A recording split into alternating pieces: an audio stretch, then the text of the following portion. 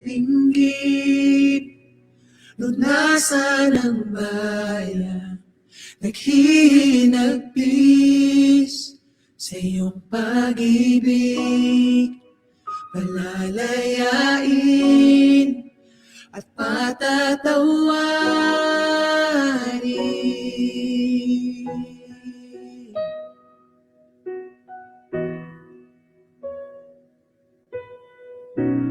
Nasa iyong mga kamay,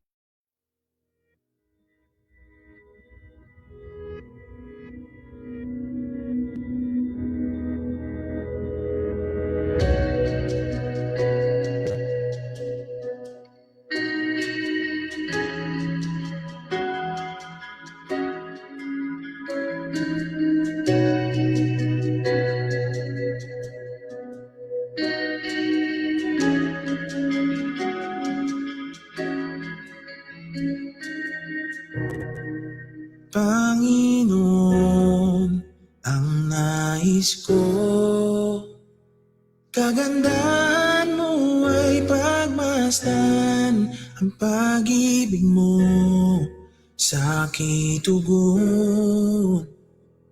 Kailan may di pababayaan sa iyo lamang matatagpuan sa iyo lamang.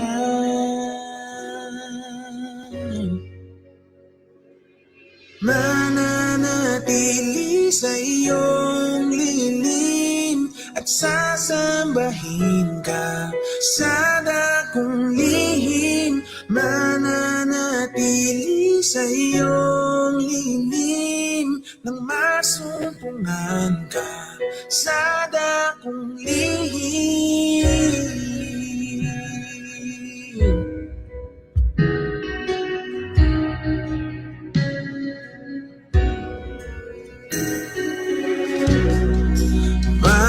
Panginoon, ang ngalan mo ay kalinga at sandigan ko, pinagbabago pangako mo. Salita mo'y panghawakan sa iyo lamang, matatagpuan sa iyo lamang.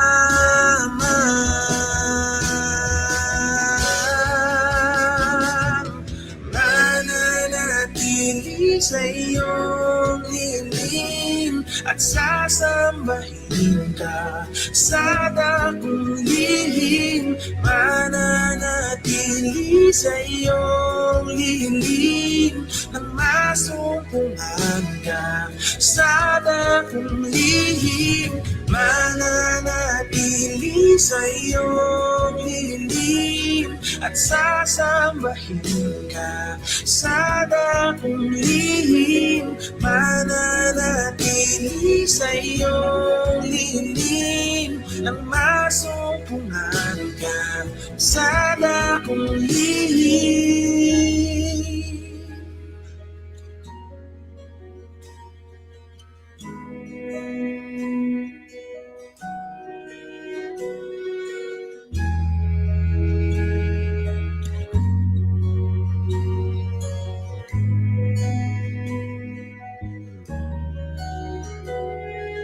Ang pagpuri ko ay tanging sa'yo, sa'yo lamang iniaalay, o Panginoon, ang puso ko sa'yo magpakailanman. Ang pagpuri ko ay tanging sa'yo, sa'yo lamang iniaalay, o Panginoon, ang puso ko sa'yo magpakailanman. Mananatili sa iyong lilim at sasambahin ka. Sana kung lihim mananatili sa iyong lilim nang masumpungan ka. Sana kung lihim mananatili sa iyong lilim at sasambahin ka. Sana kung lihim mananatili sa iyong lilim nang masumpungan ka. Sana kung lihim.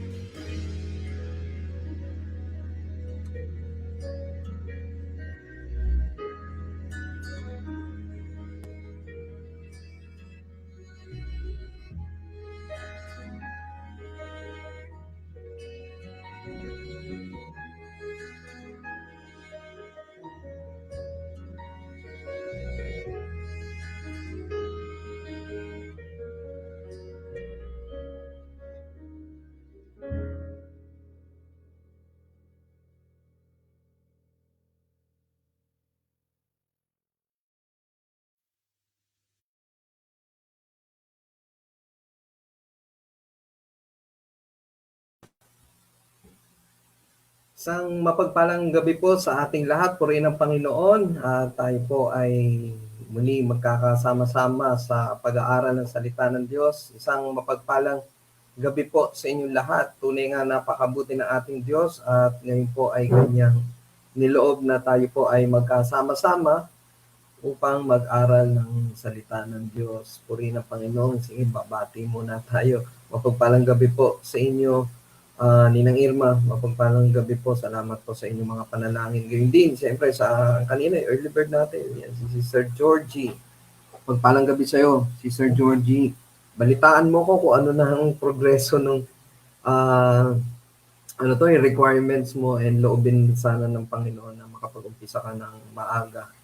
At maging daluyan ng pagpapala ang trabahong ipagkakalob sa iyo ng ating Panginoon habang ikaw ay nag-aaral. Naalala ko tuloy nung ako'y nag-aaral. 17 years old, first year college.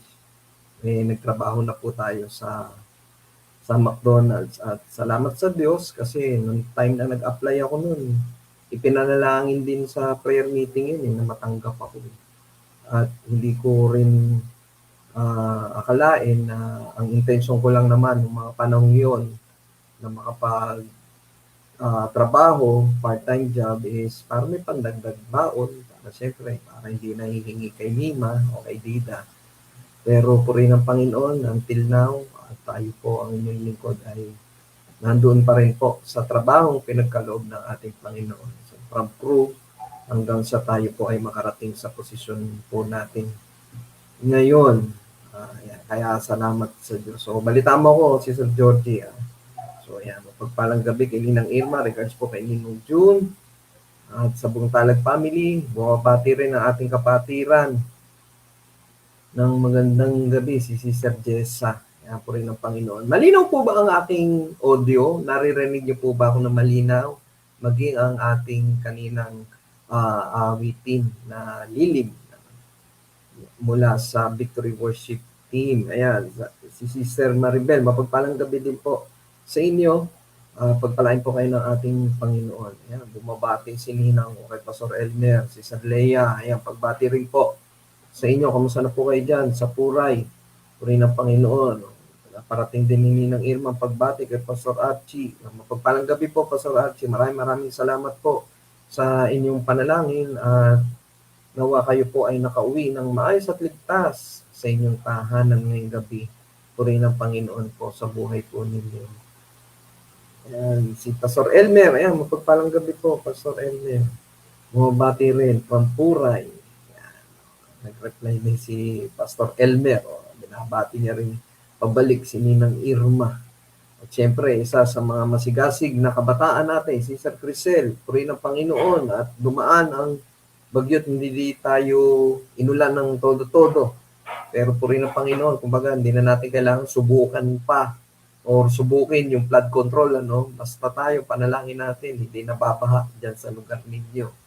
Regardless kung sino man ang contractor na flood control dyan. Pero purihin ng Panginoon, at least, iba po, nakikita natin progreso sa River Park o sa Riverbank na darating ang time na Lord ni Lord na magiging maayos yung park doon. Marami na uli makakapag-walking at tuwing tagulan, wala na. Sana, panalangin natin na wala na maging agam-agam o yung yung mag-alala na lulubugin ang ating mga kapatiran doon, lalo ng pamilya nila Crisel, maging yung ating mga kamarikenyo dyan. Yan po rin ang Panginoon. Salamat sa buhay po ninyo. Ayun, mga patiran. Silencio Vasquez. Ayan. Pagpalang gabi po sa inyo. Salamat po sa Panginoon at kayo po ay aming kasakasama sa gawain ito. Andito din si Nanay Soli. Ayan, mapagpalang gabi po, Nanay Soli. Nakapagkape po ba noon last Sunday? Ayan po rin ang Panginoon. Parang meron ho kasi kaming attendance check doon sa SM Marikina after po ng church. Ay nakikita ho kami doon. Parang naging routine na after ng church. Papalamig kami, pamilya ho namin, doon ho kami tumutuloy. Diretso kung ano na rin yung mga kailangan bilhin. At the same time, nakakasabay din namin sila Nanay Soli. Yan. Minsan naman, or madalas pala, hindi minsan. Si Brother Brian, yan, mapagpalang gabi. Kaya pag nakikita-kita, biruan namin, nakapag-login na ba? Nakapag-login na ba at nakapag-attendance na? Purihin ng Panginoon. Pero siyempre, una muna ang pagsamba. Yan, si Brother Nars, yan, purihin ng Panginoon. Mapagpalang gabi din po sa inyo at salamat sa Diyos at kayo po ay aming kasakasama. Ito rin si Sir Jing, salamat sa Diyos at nakauwi ka na maayos at ligtas at maaga. Purihin ng Panginoon sa buhay mo, Ma. I love you. Yan. Pagbati ni Nanay sa mga kapatiran. Ngayon din si Sister Leia. Ay mapagpalang gabi po sa inyo dyan. Regards po sa mga taga-Puray. Kanina nga pala, andito ka sa pumasyalo sa amin yung anak ni Tito Ray, si Harry, taga-Puray. Purihin ng Panginoon at siya ay patuloy na mga kapag-aral. Ang galing naman noon ng Montalban, merong pa-dorm sa mga estudyante. Yan, sa may senior high, sa may Barangay San Isidro po ata yun, Sister Leia. Yung mga estudyante, basta may certification ni Kapitan, meron dorm, libre ang pa-dorm sa mga estudyante ng mga taga-Puray doon sa senior high. Walang babayarang kuryente, walang babayarang tubig. Kaya sabi ko kay Harry, nako, pagbutihin mo yung pag-aaral dahil hindi lahat ng mga bata o kabataan na gusto mag-aral ay nabibigyan ng pagkakataon at pribileyo na makagamit ng dorm na provided ng Montalban Municipality. Kaya purihin ng Diyos sa mayor ng Montalban, malaking bagay po yan sa mga estudyante, lalo-lalo na sa mga taga-Puray kasi sabi ni Harry, specifically daw yon ginawa para sa mga taga-Puray kasi nga ang isa palang biyahe po, pababa from Puray, pababa po ng bayan ng Montalban, or doon lang sa San Isidro po, ay 100 pesos. Sasakay ka sa, yung habal-habal. Kaya, salamat sa Diyos. Yan, mabati si Nanay, purihin ng Panginoon.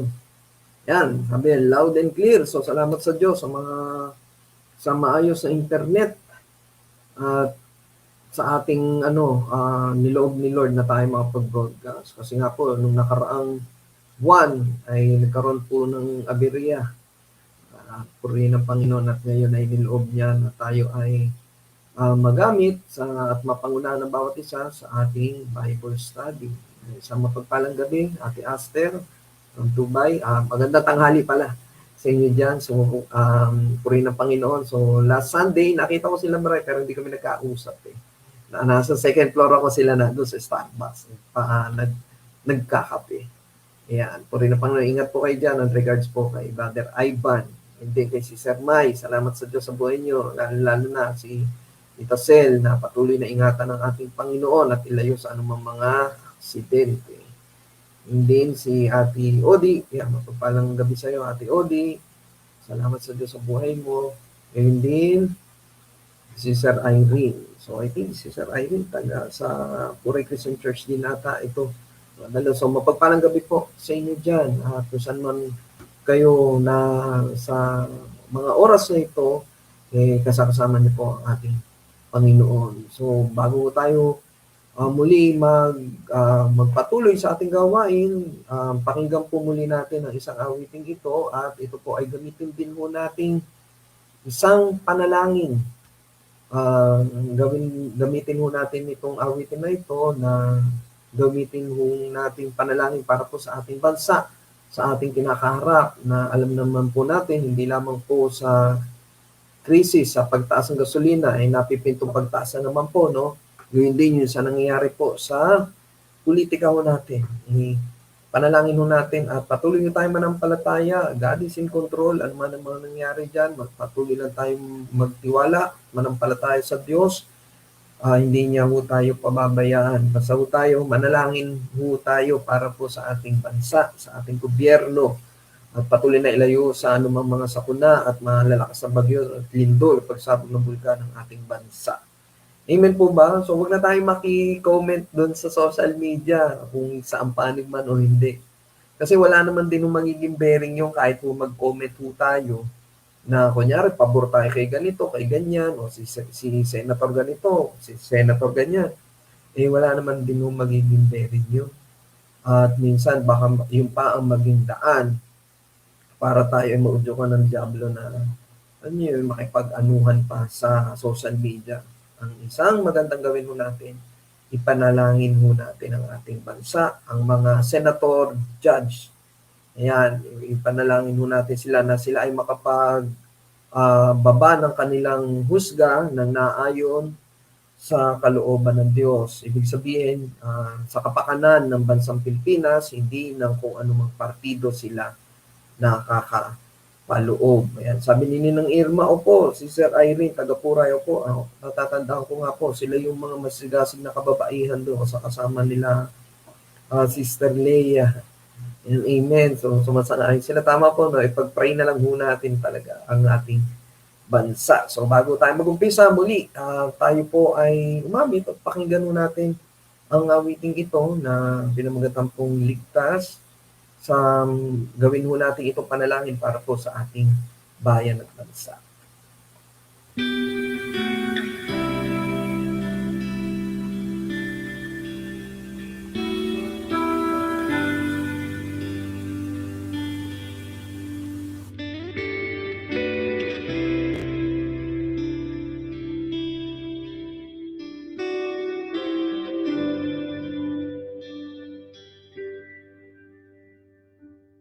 Sa iyong biyaya, ako ay namamama.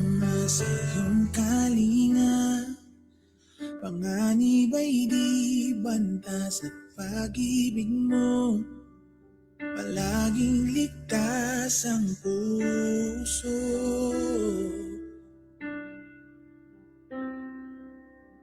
Mangusap ka, lingkod mo'y nakikinig. Sa ingay man, bulong mo'y natatangi. Pag-asa ikaw, sa'yo puso ko'y tatahan.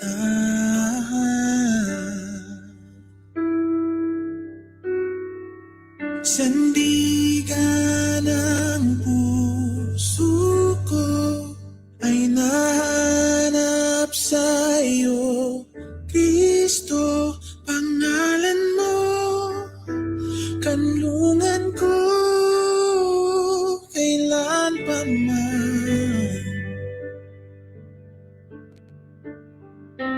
Mangusap ka, lingkod mo'y nakikinig. Sa iyong man, gulo mo'y natatangi. Pag-asa ikaw, sa iyo puso ko'y tatahan.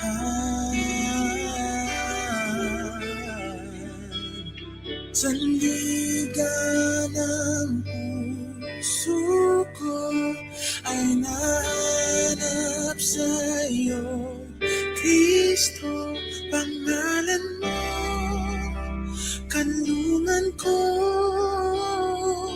Sandigan ng puso ko ay nahanap sa'yo, Kristo, pangalan mo, kanlungan ko, kailan pa man.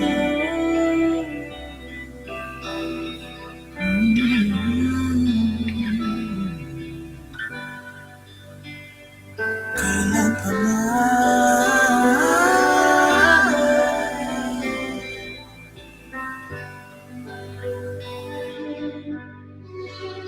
Kailan may nilalayo, ikaw ang kaligtasan ko. Binabalot ng iyong lakas, sa piling mo ako'y ligtas. Kailan may nilalayo, ikaw ang kaligtasan ko. Binabalot ng iyong lakas, sa piling mo ako'y ligtas. Kailan may nilalayo, ikaw ang kaligtasan ko. Binabalot ng iyong lakas, sa piling mo ako'y ligtas. Sandigan ng puso ko ay nahanap sa'yo, Kristo, pangalan mo, kanlungan ko. Sandigan ng puso ko ay nahanap sa'yo, Kristo, pangalan mo, kanlungan ko, kailanman man.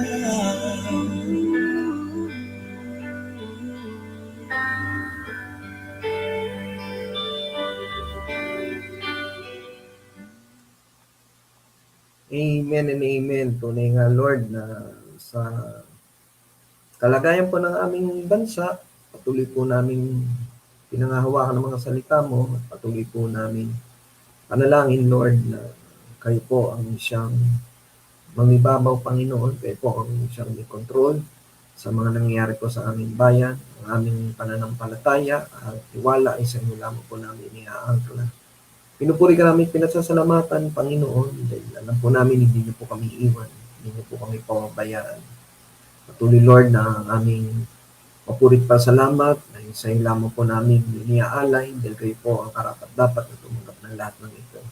Kaya, Lord, sa aming patuloy na panalangin nang may pagpapakumbaba, patuloy po kami humingi ng kapatawaran sa aming mga pagkakasala, sa mga bagay, Lord, na aming mga naisip, na sambit na aming mga labi, na ikilos po namin, Lord, na hindi po kanais-nais sa inyong banal na harapan. Patawarin niyo po kami, pagkalinisin ang aming puso at isipan, na makapangyarihang dugo ng aming Panginoong Yesus, kung maging karapat-dapat po kami sa aming paglapit sa iyo. Sa mga oras na ito, sa pangalan ni Jesus, sa aming pinagkakatiwala ang aming Bible study. Kayo po ang siyang malayang kumilos sa aming kalagitnaan.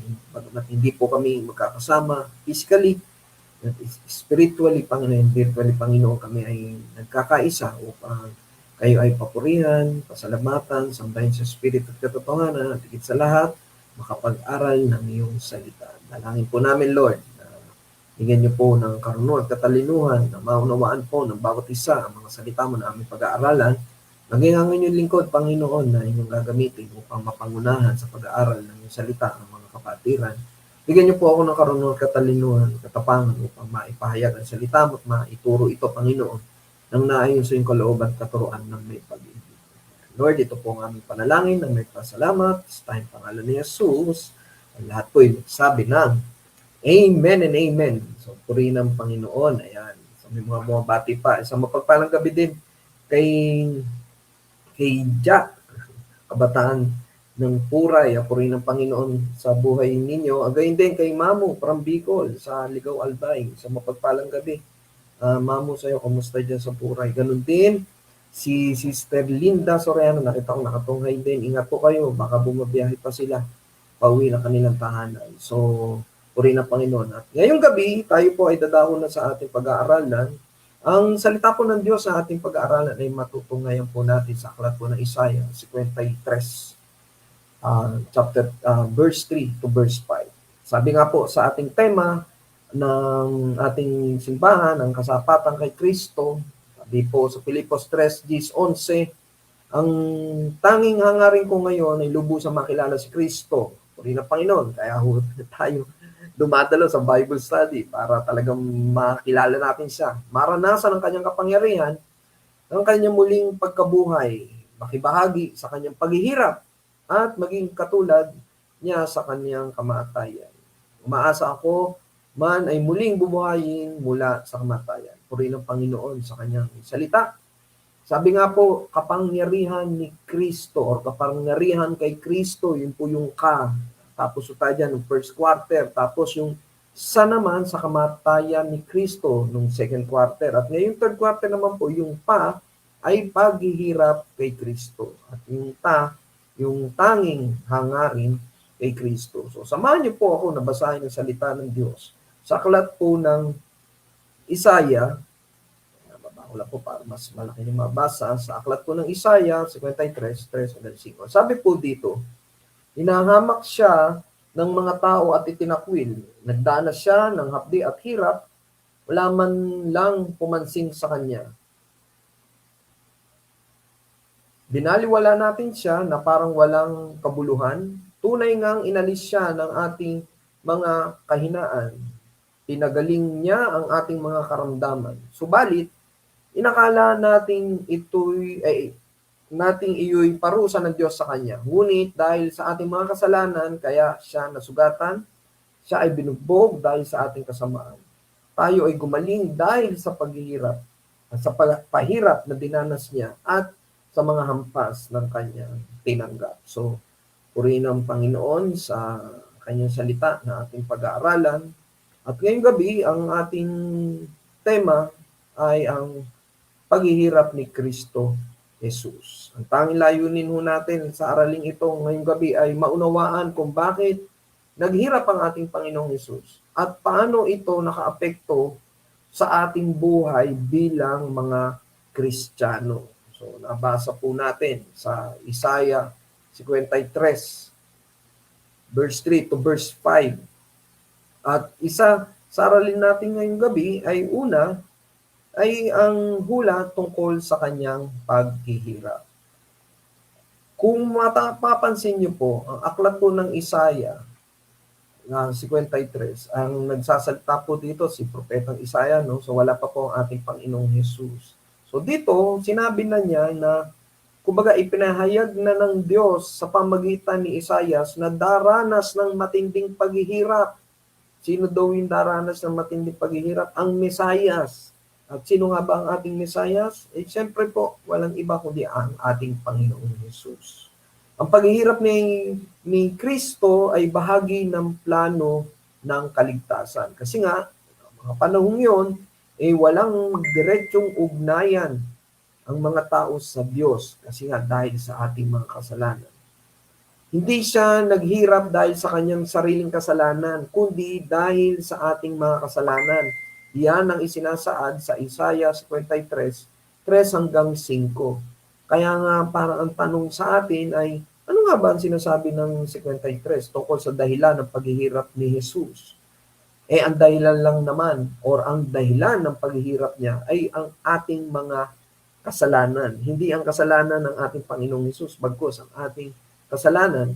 At paano ipinakita ng hulang ito ang pag-ibig ng Diyos sa atin? Siyempre po, pinapakita nito na dadanas siya ng matinding paghihirap. dadanas siya ng kahihiyan or yung, kumbaga, hindi lamang yun, dadanas din siya na siya ay masusugatan, kumbaga, dahil sa ating mga kasamaan at kasalanan. Bubugbugin siya, pagdadaanan niya lahat ng mga matinding panglalait at paghihirap. Iyon ang sinasabi sa hula tungkol sa kanyang paghihirap. Ano po yung pangalawa? Ang pisikal na paghihirap ni Kristo. Sabi nga dyan sa aklat po ng Mateo 27 hanggang 31, atin pong basahin, sabi dito, si Jesus ay dinala ng mga kawal ng gobernador sa palasyo nito at nagtipon ang buong batalyon sa paligid niya. Siya'y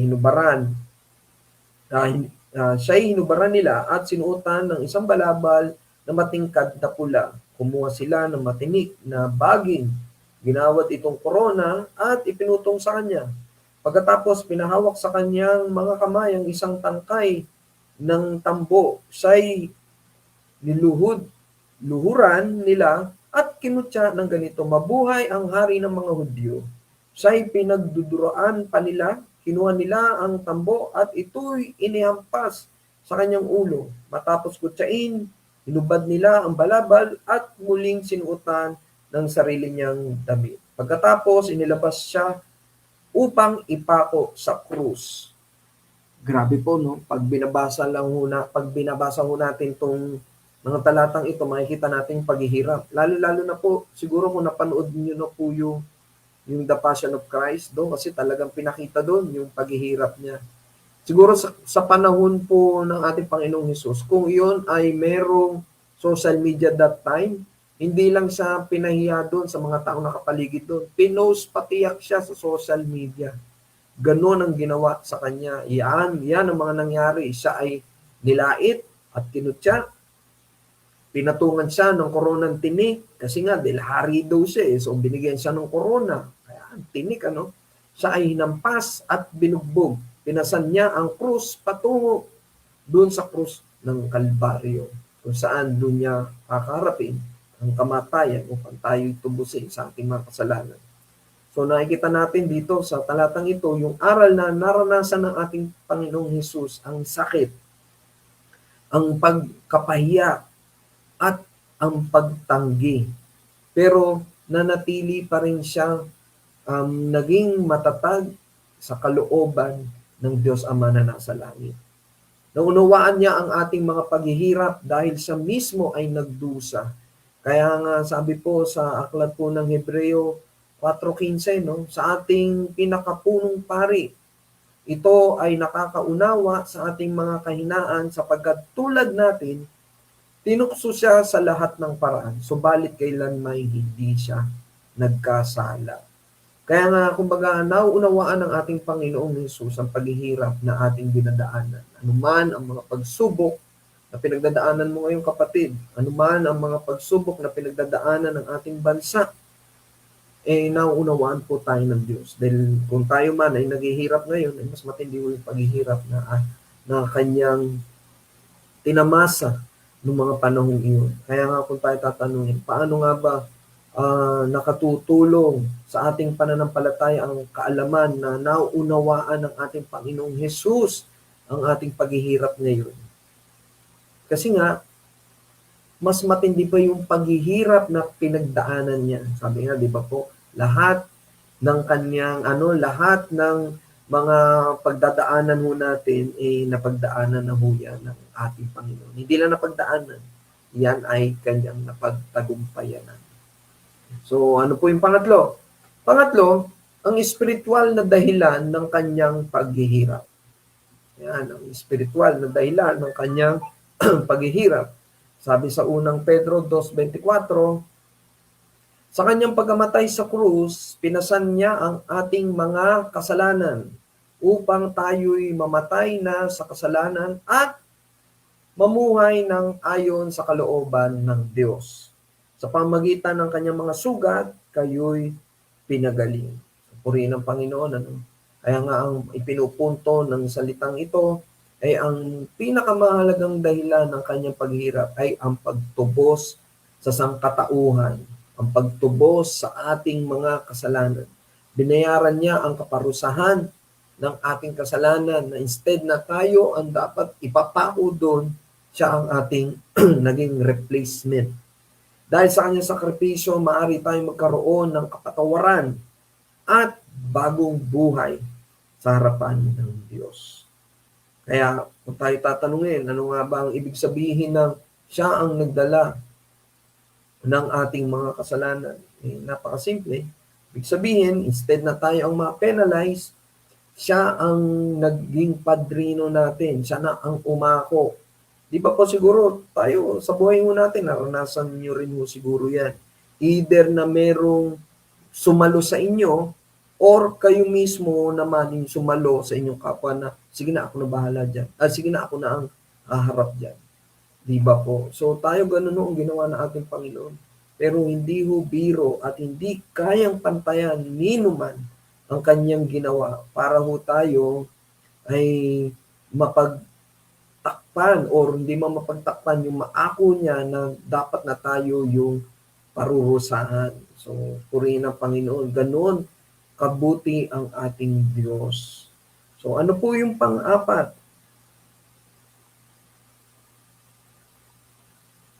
Ang kanyang tugon sa paghihirap.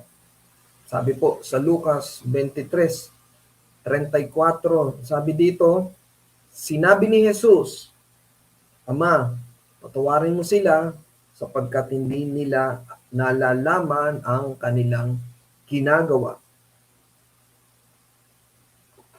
Kung tayo po ang nalagay sa sitwasyon ng ating Panginoon, kahit hindi pa siya ipinapako, yung paghihirap na kanyang nararanasan, ano kaya ang magiging tugon natin doon? Baka kung tayo, sabi ko nga kanina, kung tayo yung parang sumalba doon sa mahal natin sa buhay, o sige, ako na dyan. Tapos nung nandun ka na sa paghihirap, baka mamaya, or tiyak, masasabi natin na hindi dapat ako ang nandito eh. Kasalanan mo to, ako ngayon ang naghihirap, or dahil sa kagawan mo, patay ko na, ako ang napahamak. Pero ano naging tugon ng ating Panginoong Hesus? Sinabi niya, Ama, patawarin mo sila sapagkat hindi nila nalalaman ang kanilang ginagawa. Nagpakita ang ating Panginoong Hesus ng pagpapatawad kahit na sa gitna ng matinding sakit. Hindi siya gumanti sa mga umapi sa Kanya. Napakaganda po niya, no? Kung matatandaan niyo po, last Sunday, yan ho yung isang aral na ating natanggap, no? Na kahit anong pag-uusig sa'yo, kahit na dinadown ka, o kahit na kung ano man yung mga bagay na nakakapagbigay sakit sa kalooban mo, patuloy pa rin, nandun pa rin yung pagpapakumbaba ng ating Panginoong Hesus. Kaya napakagandang ehemplo, no? Parang hindi natin pwedeng maging excuse na gumawa tayo ng kasamaan sa ating kapwa, sasabihin natin sa Panginoon, Lord, kaya ako naman ito nagawa. Kasi, siya ang nauna, di ba po? Baka kaya nga, di ba, siguro, napapanahon, ang nagiging katwiran, kaya naman ako nagbanta na ipapapatay ko sila, kasi pag pinapatay nila ako, ang ating Panginoon, hindi ganun. Hindi ganun ang turo na ibinibigay sa atin. Hindi ganon ang naging halimbawa niya. Ano yung naging halimbawa niya? Sa tindi ng kanyang pinagdaan ng sakit, sa tindi ng pagkapahiya, lahat na lang ng matinding, kumbaga, pinaratang sa kanya, tinanggap niya yun. At nasambit niya pa sa Diyos Ama, Ama, patawarin mo sila sapagkat hindi nila nalalaman ang kanilang ginawa. Kung ito po ay maisa sa pamuhay mo natin, lalo na kung ito ay maisa sa pamuhay din ng ating mga government official, siguro wala nang impeachment ngayon. So paano nga ba natin maia-apply yung halimbawa o yung katuruan na itinuro sa ating Panginoong Hesus sa Lucas 23:34? Una, matututo tayong magpatawad. Minsan, bigyan na ho natin ng benefit of the doubt. Di ba? Hindi natin alam kung anong pinanggagalingan. Di patawarin na ho natin. Alam naman ni Lord ang heart natin. Alam din naman ni Lord ang heart ng kapwa natin na umuusig sa atin. Di ba po? So magtiwala tayo sa Diyos kahit sa panahon ng mga pagsubok o sa panahon ng pakikidigma. Di ba po? So magtiwala tayo sa Diyos at sundin natin ang halimbawa ni Kristo sa pag-ibig at pagtitiis. Kasi po, may pag-ibig naman siya talaga eh. Kasi nga, binigyan niya nga yung kanyang buhay para akuin ang ating mga kasalanan. At nandun din yung pagtitiis. Bakit? Kasi may kapangyarihan siya na gumanti, pero hindi siya gumanti. Bagkus, ang naging respond niya ay, Ama, patawarin mo sila sapagkat hindi nila nalalaman ang kanilang ginagawa. Purihin ang Panginoon. At yung panglima, ang tagumpay sa likod ng paghihirap. Sabi po sa Juan 19:30,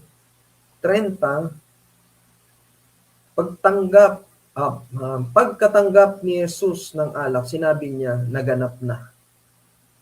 Iniyuko niya ang kanyang ulo at nalagot ang kanyang hininga. Ano ang kahulugan nito? Kahulugan mo nito, natapos ni Jesus ang gawaing ipinagkatiwala sa kanya ng Diyos Ama. Ang paghihirap ay hindi nagwakas sa pagkatalo, kundi sa tagumpay. Pagdaanan na ho natin yan, natakil na ho natin yan, yung pagkabuhay. Ano ang naidulot ng pagkabuhay ng ating Panginoong Hesus? Iyon ay yung katagumpayan sa kamatayan. Sinundan ito ng kanyang pagkabuhay na muli na nagbigay ng pag-asa sa lahat ng mananampalataya. Kaya ang aral na ating nakita dito sa tagumpay, sa likod ng paghihirap niya ay ang mga pagsubok ng mananampalataya ay may layunin. Kaya anuman ang ating pinagdadaanan, may layunin ng Diyos. Yan man ay mabuti o ang pinagdadaanan ngayon ay matinding pagsubok, kung tayo man ay nakaluluwag, o nasa kagipitan man, may layunin ng Diyos. Bakit iyan na pangyayari sa ating? Sa Diyos, may tagumpay pagkatapos ng paghihirap. Hindi habang buhay na may paghihirap. Kung may Kristo ka sa puso at tinanggap mo siya bilang Panginoon at tagapagligtas. Pero sabi nga, merong kamatayan, eternity. Yun nga, yung mga hindi kumikilala at hindi kinikilala ang ating Panginoong Hesus bilang Panginoon at tagapagligtas, hindi nila matatamasa ang buhay na walang hanggan, ang pagpapatawad ng Diyos Ama sa pamamagitan ni Kristo Hesus. Ayan, so purihin ng Panginoon. Recap po tayo sa ating aralin ngayong gabi. Ang sabi dyan, yung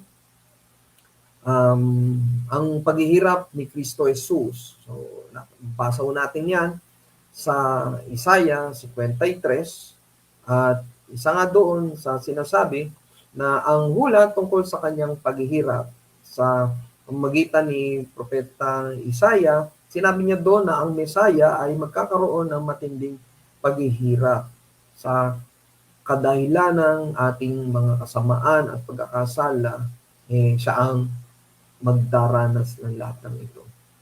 Pangalawa, ang pisikal na paghihirap ni Kristo. At nakita rin ho natin dyan ang espiritual na dahilan ng kanyang paghihirap. At ang pang-apat, ang kanyang tugon sa paghihirap. So, yung tugon, tindi yung tugon eh. Parang patawarin mo sila dahil hindi nila alam ang kanilang ginagawa. Pero tayo, naunawaan na natin ito, kaya patuloy tayo mamuhay ng naayon sa kalooban ng Diyos na maging kagaya or katulad ni Kristo. At yung panglima, ang tagumpay sa likod ng paghihirap. Yan, tagumpay sa likod ng paghihirap. Kaya ngayong gabi, bago tayo magtapos, may mga iiwan na lang tayong mga katanungan upang ating mapagbulay-bulayan ngayong gabi. At maipanalangin ho natin paano nga ba natin ito? So, ang paghihirap ni Kristo, ito yung mga katanungan na pwede ho natin pagbulay-bulayan. Una, ano ang pinaka nakaantig sa iyo tungkol sa paghihirap ni Kristo? sa matinding sa mga matinding kanyang naranasan talaga nakakaantig ho yun. Kasi pag inilagay ho natin yung ating sarili, baka umpisa pa lang ho talaga, hindi ho natin ito kakayanin. So, pwede nyo hong i-share dyan sa comment section kung ano ang inyong kasagutan dyan sa unang tanong. Siyempre, Bible study tayo, kaya hindi ko naman ho makukuha kung wala naman ho tayong pa-exam, pero pwede naman hong i-share ang inyong kasagutan na ano ang pinaka nakakaantig sa iyo tungkol sa paghihirap ni Kristo. Yan. Yan ano po yung pangalawa? Dapat lang naman po yan. Bakit kinakailangan ang kanyang kamatayan para sa ating kaligtasan? Siguro alam niyo ng sagot dyan. Di ba po? So pwede nyo rin i-type dyan. Alam natin na kinakailangan ang kanyang kamatayan kasi siya ang tutubos sa ating mga kasalanan. Pangatlo, paano natin maipapakita ang ating pasasalamat sa kanyang sakripisyo? Sige nga po, paano nga ba natin maipapakita ang ating pasasalamat sa sakripisyong pinagdaanan ng ating Panginoon? So, sa inyong pagsagot, pwede nyo ilagay muna kung anong number ba anong number ng katanungan nyo inyong sinasagot. So, paano nga ba natin maipapakita ang ating pasasalamat sa kanyang sakripisyo? Ang isang nakikita ko dyan, siyempre, unang-una, siya lang ang ating papurihan, pasalamatan, at sambahin sa Espiritu at katotohanan. Pangalawa, panalangin natin sa patnubay at gabay ng banal na Espiritu, malakaran mo natin ang mga katuruan niya. Di ba po? Hindi man ho tayo maging kasing katulad ng ating Panginoon, pero we are trying our best at sa patnubay ng banal na Espiritu, maisapamuhay natin. Makita ang kanyang mga aral sa ating mga pananalita, sa ating mga kilos at gawa. At yung huling katanungan na pwede natin pagbulay-bulayan ay ano ang itinuturo ng halimbawa ni Jesus tungkol sa pagtitiis at pagpapatawad. Ako po, ang isang itinuro sa akin ng ating Panginoon dyan, sa mga matitinding pagsubok na ating pinagdaanan at pinagdaraanan, yung manatiling andoon yung pagpapaumbaba. Bakit po? Kasi nga po, ang ating Panginoon ay hindi naman siya gumanti sa mga taong umuusig sa Kanya. May kapangyarihan siya na makaganti sa isang snap lang ng kanyang mga daliri. Kaya niyang patayin lahat ng mga kalaban, di ba po? Pero hindi niya ginawa iyon. Bagkus, nanatili siyang nakatuon sa layunin at kalooban ng Diyos Ama na gagawin niya dito sa lupa. So hindi siya nagreklamo. Amen?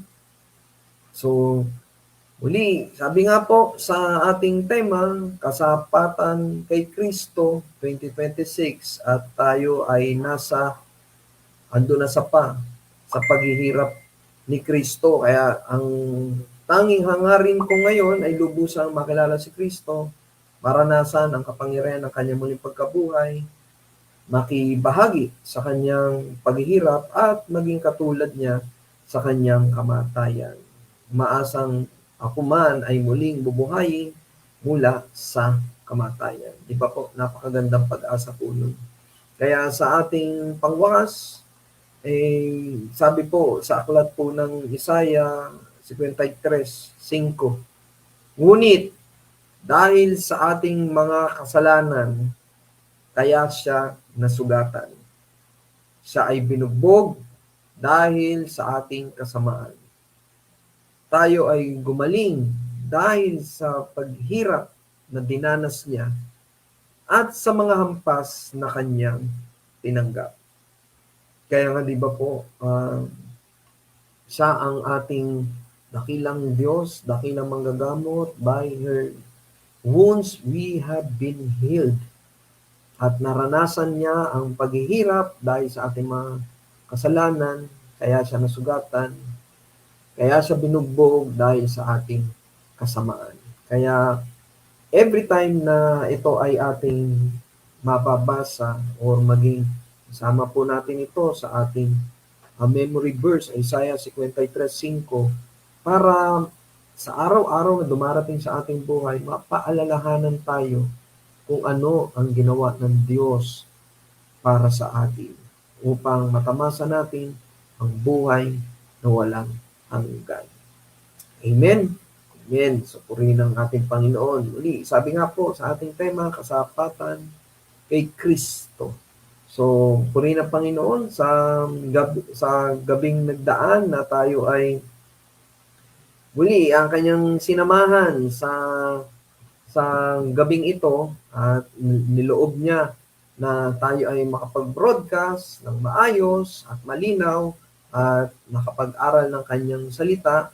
So, purihin ang Panginoon. So, bago tayo manalangin, muli pagbati lang din ho, yan, kay Brother Jimmy, isang mapagpalang gabi sa inyo dyan, sa, sa Upper Bulelak, ayan, sa Malanday, purihin ang Panginoon, pagpalain ng buong De La Rosa family, at ngayon din kay Sister Baby. So, mapagpalang gabi po, salamat po sa mga pagpapalang gamot. Salamat po at patuloy na pagpalain po kayo ng ating Panginoon. Ayan. Tumutugon yan. Sumasagot si Ninang dun sa mga katanungan, pagbubulay. Siyempre, ang ating Panginoong Jesus. Sabi niya, ang paghirap ng Panginoong Jesus ay dahil sa ating mga kasalanan. Amen. Na dapat tayo ho ang nandoon sa krus, hindi siya. Pero siya ang umako para tayo ay magkaroon ng buhay na walang hanggan at magkaroon muli ng ugnayan sa ating Panginoon. Yan. Sa mapagpalang gabi po, Sister Menchi, sa inyo, ingatan po kayo ng ating Panginoon. Bako ng pag-iingat, lalo na sa inyong lugar.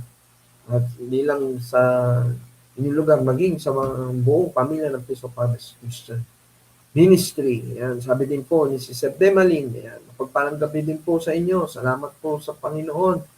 At kayo ay aming kasama. Ngayon din siyempre pagkasama, dyan si Sister Demalin, nandiyan din siyempre si Brother Marlo. So, mapagpalang gabi po. Yan. So, sa gabing ito, bago tayo mumukas yan, sabi din po ni Ninang sa number 3, maipapakita natin ang ating pasalamat sa kanyang paghirap at pag-alay ng kanyang buhay para sa atin ay ang pagsunod sa kanyang kautusan. Ipamuhay ang kanyang kautusan, mahalin ang ating kapwa na may pagpapakumbaba. Ayan, amen. Ayan, nag-amen din si Brother Nel sa mapagpalang gabi sa iyo. Sumasang-ayon siya. Tama po yun. Isang pagpapakita na ating pagpapasalamat ay malakaran mo natin ang kanyang mga katuruan. Yung mga natututunan natin sa Bible study, maisapamuhay ho natin. At higit sa lahat, patuloy na nandoon dapat yung ating pagpapakumbaba. Hindi ho tayo dapat gumanti. Sabi nga, di ba, huwag na rin ho natin sabihin na Diyos ang bahalang gumanti. Hindi na. Ipag-pray na lang ho natin yung mga taong umuusig sa atin. Alam naman ni Lord yung heart natin kasi kung sasabihin ho natin na pinapasa Diyos ko na lang. Pero ang laman pala talaga ng puso mo na parang matutuwa ka kung may mangyayaring masama sa Kanya, eh hindi naman ho tama iyon. So, mapagpalang gabi po, si Sir Crisel, puloy ng Panginoon sa buhay niyo. Ayan. So, bago tayo maghiwalay, muli, paalala po, no? Salamat po sa mga nananalangin para po sa ating simbahan, sa mga gawain. At gayon din, kung kayo ay inudyo ko ng banal na espiritu na hindi lamang po manalangin para po sa ating church at maging daluyan din ng pagpapala financially ang kayo sa ating simbahan. Nandiyan po yung ating mga account para po ma-share nyo po yung inyong love offering sa ating Panginoon. Ayan. Sabi nila, patuloy kayong pagpalain sa inyong mga paglalakbayan. Salamat po. Purihin ng Panginoon. So, yan. Ngayon din muli, inimbitahan po ang bawat isa. Sabi nga po sa unang Pedro 4:10, bilang mabubuting katiwala ng iba't ibang kaloob ng Diyos, gamitin ninyo sa kapakinabangan ng lahat ang kakayahang tinanggap ng bawat isa sa inyo. Kaya kung meron ho kayong talento sa pag-awit, meron ho kayong nararamdaman nyo, may udyok ng banal na espiritu na gamitin kayo bilang asher or asheret, huwag ho kayong mag-atubili. lumapit po kayo sa ating mga ministry. Napakadami ho ng ministry ho sa ating church na alam ko po, ang bawat isa ho sa atin ay merong ministry na pinagkaloob, multimedia ministry, worship ministry or yung music team, prayer ministry, mission ministry. Yan yung mission ministry, yan din yung mga parang visitation ministry yan eh. Then sa women's and men's, so sa women's, siyempre si Sister Linda, ang inyong lapitan, pwede niyo po siya tanungin kung ano ang mga activities or fellowship ng women's. Ganun din sa mga kalalakihan. Sa ngayon po, pwede ko kayo lumapit kay Brother Greg, kay Kuya Vic, o maging sa inyong lingkod, o kay Kuya Jimmy. Ano yan? Lapit lang po kayo para ma-update din po namin kayo kung ano yung mga susunod na gawain ng mga kalalakihan. Andyan din ang youth ministry, yung mga anak ninyo. O pwede nyo pong kay Brother Francis, para maimbitahan sa mga youth fellowship na paparating. At gayon din sa children's ministry. Children's ministry, kung kayo ay may may skill sa pagtuturo, wag mo kayo mag-atubili. Lapit ko kay Brother Kenneth. Baka diyan tayo magamit ng ating Panginoon yung talento or skill sa pinagkaloob sa atin. So, kailangan natin maibahagi yan, makibahagi at magbahagi tayo ng pinagkatiwalang talento sa atin ng ating Panginoon. So muli, paalala, prayer meeting every day, 5 a.m. to 6 a.m. at every Friday, Saturday, and Monday naman po ng gabi, 8 to 9 p.m. So kung may mga prayer request kayo, mag-message lang po kayo doon sa ating Facebook page. Tiyak po yan maipapanalangin o diretso PM nyo na lang ho. Di ba po, ang ating mga kapatiran, si Sir Emmy, si Pastor Archie, ang lingkod, o si Brother Greg, yan, sila Ninang Irma. Send lang ho kayo. So muli, next week Bible study, si Pastor Archie po muli ang mangunguna sa pagtuturo ng salita ng Diyos. At doon tayo ay magkasama-sama. Hindi man ako nakakasama ng live, pero pag uwi ko sa bahay, ang maganda lang ho talaga sa social media, magamit ho natin, ma-maximize Pwede nyo kasing panoorin kahit hindi na ho live kasi naka-record po yan sa ating Facebook page. So yan, sabi nga po, kasapatan kay Kristo. So kapangyarihan kay Kristo, sa kamatayan ni Kristo, paghihirap kay Kristo, tanging hangarin kay Kristo. Kaya bago tayo maghiwa-hiwalay, muli tayo po ay manalangin. Diyos na makapangyarihan sa lahat, kami po ay nagpupuri at nagpapasalamat, Panginoon, sa oras na nagdaan na kami po ay inyong pinangunahan sa panalangin ito. Maraming salamat sa katuruan na ibinahagi niyo po sa amin sa paghihirap po na aming Panginoong Hesus.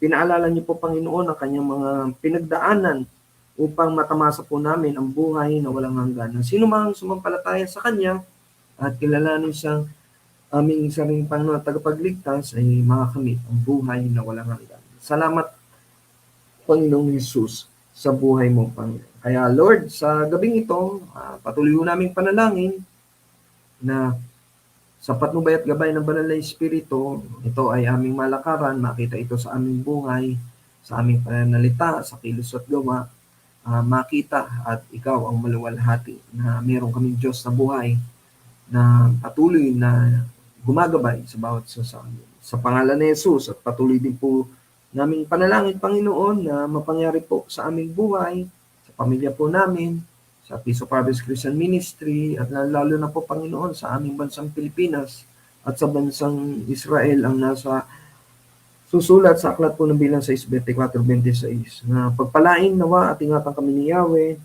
kabaga nawa at subaybayan kami ni Yahweh, lingapin nawa at bigyan kami ng kapayapaan ni Yahweh ngayon at magpakailanman. Ito po ang aming panalangin na may pasalamat sa tayong pangalan ni Jesus. Lahat po ay magsabi ng Amen and Amen. So yan, bali. Isang mapagpalang gabi po sa inyong lahat. Purihin ang Panginoon. Mahal ko po kayo sa Panginoon. God bless us all. God bless you all. Magkita-kita po tayo sa susunod na gawain ng ating Diyos.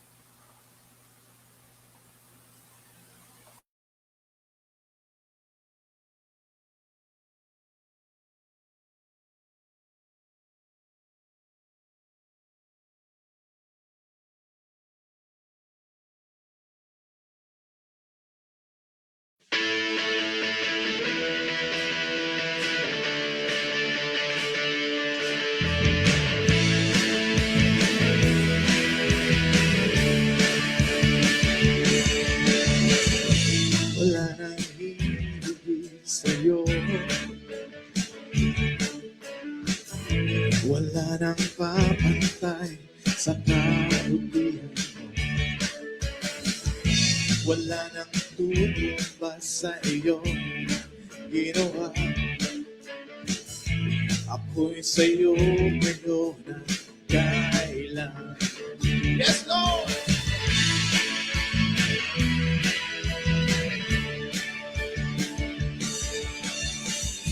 Wala nang hihigit sa'yo. Wala nang pangantay sa kabutihan. Wala nang tutumba sa iyong ginawa. Ako'y sa'yo ngayon at kailanman. Hindi na lalayo. Sa krus na tapos na ang lahat. Hindi sa lahat. Pangalan mo, Jesus. Higit ang lakas ng pag-ibig mo. Wagas ng kakilanman. Higit sa lahat. Pangako mo, Jesus. Ako'y ibig mo. Higit sa lahat magpakilanman.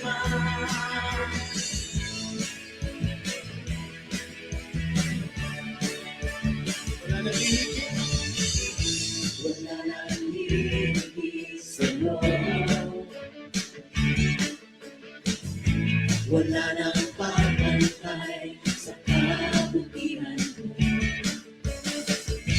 Wala nang tutumba sa iyong ginawa. Ako'y sa'yo ngayon at kailanman.